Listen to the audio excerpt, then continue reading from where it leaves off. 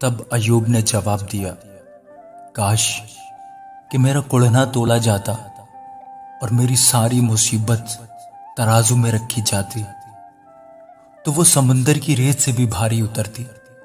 اسی لیے میری باتیں بے تعاملی کی ہیں، کیونکہ قادر مطلق کے تیر میرے اندر لگے ہوئے ہیں۔ میری روح انہی کے زہر کو پی رہی ہے۔ خدا کی ڈراؤنی باتیں میرے خلاف صف باندھے ہوئے ہیں۔ کیا جنگلی گدھا اس وقت بھی رینگتا ہے جب اسے گھاس مل جاتی ہے؟ یا کیا بیل چارہ پا کر ڈکارتا ہے؟ کیا پھیکی چیز بے نمک کھائی جا سکتی ہے؟ یا کیا انڈے کی سفیدی میں کوئی مزہ ہے؟ میری روح کو ان کے چھونے سے بھی انکار ہے۔ وہ میرے لیے مکروہ غذا ہے۔ کاش کہ میری درخواست منظور ہوتی اور خدا مجھے وہ چیز بخشتا جس کی مجھے آرزو ہے، یعنی خدا کو یہی منظور ہوتا کہ مجھے کچل ڈالے اور اپنا ہاتھ چلا کر مجھے کاٹ ڈالے تو مجھے تسلی ہوتی، بلکہ میں اس اٹل درد میں بھی شادمان رہتا، کیونکہ میں نے اس قدوس کی باتوں کا انکار نہیں کیا۔ میری طاقت ہی کیا ہے جو میں ٹھہرا رہوں، اور میرا انجام ہی کیا ہے جو میں صبر کروں؟ کیا میری طاقت پتھروں کی طاقت ہے یا میرا جسم پیتل کا ہے؟ کیا بات یہی نہیں کہ میں بے بس ہوں اور کام کرنے کی قوت مجھ سے جاتی رہی ہے؟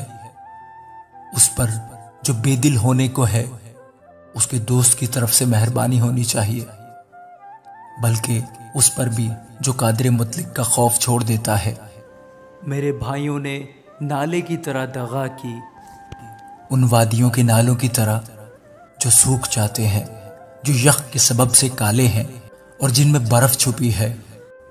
جس وقت وہ گرم ہوتے ہیں تو غائب ہو جاتے ہیں، اور جب گرمی پڑتی ہے تو اپنی جگہ سے اڑ جاتے ہیں۔ قافلے اپنے راستے سے مڑ جاتے ہیں اور بیابان میں جا کر ہلاک ہو جاتے ہیں۔ تیما کے قافلے دیکھتے رہے، سبا کے کارواں ان کے انتظار میں رہے۔ وہ شرمندہ ہوئے کیونکہ انہوں نے امید کی تھی، وہ وہاں آئے اور پشیمان ہوئے۔ سو تمہاری بھی کوئی حقیقت نہیں، تم ڈراؤنی چیز دیکھ کر ڈر جاتے ہو۔ کیا میں نے کہا کچھ مجھے دو، یا اپنے مال میں سے میرے لیے رشوت دو، یا مخالف کے ہاتھ سے مجھے بچاؤ، یا ظالموں کے ہاتھ سے مجھے چھڑاؤ؟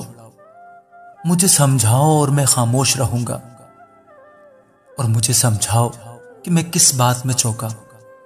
راستے کی باتیں کیسی مؤثر ہوتی ہیں، پر تمہاری دلیل کس بات کی تردید کرتی ہے؟ کیا تم اس خیال میں ہو کہ لفظوں کی تردید کرو؟ اس لیے کہ مایوس کی باتیں ہوا کی طرح ہوتی ہیں۔ ہاں، تم تو یتیموں پر کرا ڈالنے والے اور اپنے دوست کو سوداگری کا مال بنانے والے ہو۔ اس لیے ذرا میری طرف نگاہ کرو، کیونکہ تمہارے منہ پر میں ہرگز جھوٹ نہ بولوں گا۔ میں تمہاری منت کرتا ہوں، باز آؤ۔ بے انصافی نہ کرو۔ ہاں، باز آؤ، میں حق پر ہوں۔ کیا میری زبان پر بے انصافی ہے؟ کیا فتنہ انگیزی کی باتوں کو پہچاننے کا مجھے شعور نہیں؟ آمین۔